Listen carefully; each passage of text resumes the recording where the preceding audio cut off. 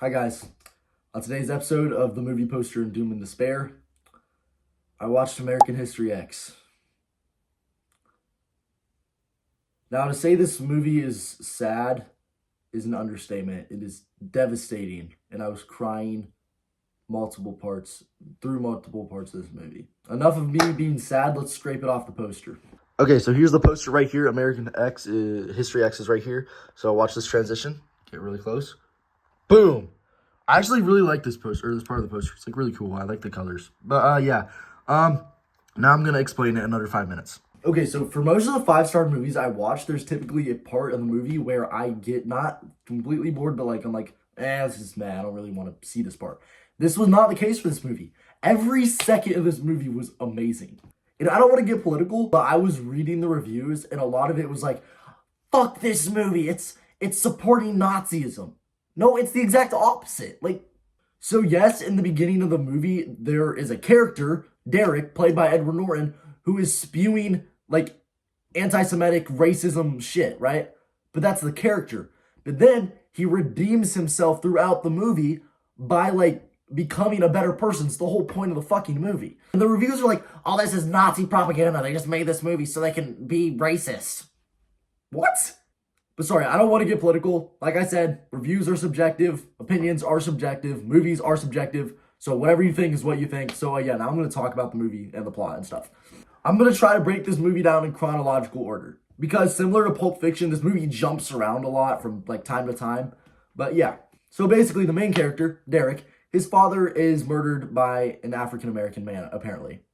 Well, because of this murder happening, he becomes a white supremacist. I don't even know the word. He joins a white supremacy group. I don't even know how to say the word.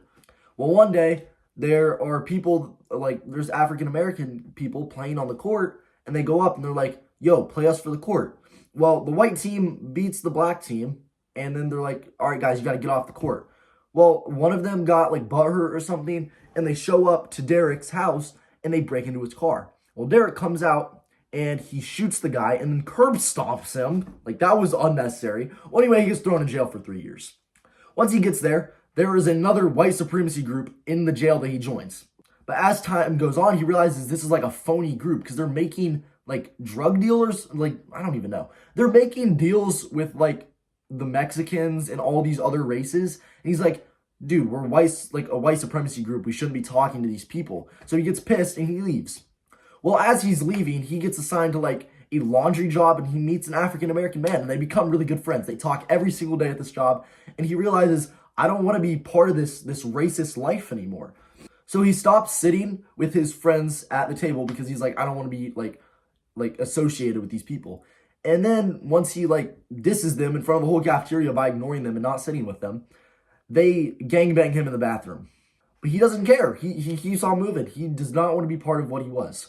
So eventually he gets out. He's a changed man. And he comes home. And his old white supremacy friends are like, yo, come back. We've grown. We've expanded. So much has happened. He's like, I don't really want to, but sure, whatever. So he goes back. He goes to the leader, Cameron, and he beats him up. He punches him, kicks him, and then he runs away with his brother. His girlfriend dumps him because he wants to leave the state with his girlfriend and leave the white supremacy group, but she wants to stay because they all are just so racist for some reason. So Derek's little brother, Danny, who I haven't really talked about, really wants to be like Derek. He follows in his footsteps, he joins the white supremacy group, and he wants to be just like him.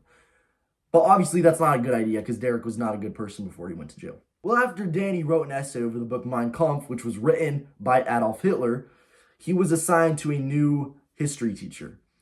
His name was Mr. Sweeney, and the new class was called American History X. And his first assignment was write an essay on how your brother affects you. So this was a scene at the very beginning of the movie, which really drives the whole movie, because he's writing all these things that happened to his brother, and we get to see it in live time or whatever.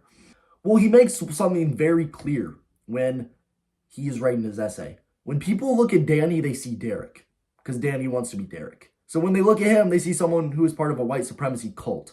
So obviously this angers people. Majority of them being in the African-American community, right? Well, one day in the bathroom, a bunch of African-American boys are jumping a white boy on the floor. And Danny happens to be in the stall while it happens. He walks out, he protects the boy, and then the black boys walk away. Well, later on, that same boy that walked away, that was jumping the little white boy, was alone in the bathroom with the Danny, with a gun.